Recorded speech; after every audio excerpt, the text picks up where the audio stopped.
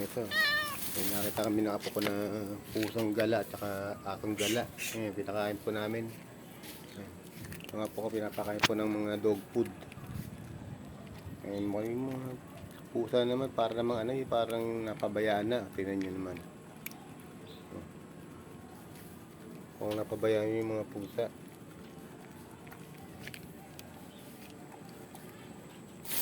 Yan, pinapakain namin ng apo ko. Yung aso sa labas. Hindi maganda ang kanyang pangangatawan. Yan, paritong pusa. Yan.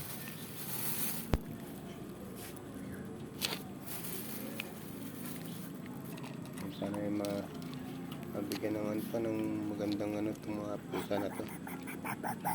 Kung hindi na asikaso ng kanilang may-ari.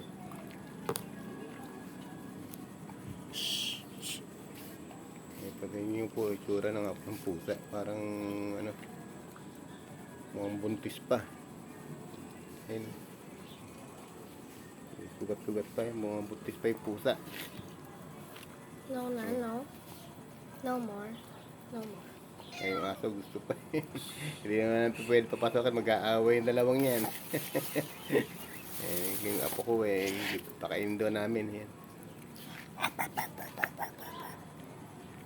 At. Shh. Yan, paitin yung aso. Salamat po.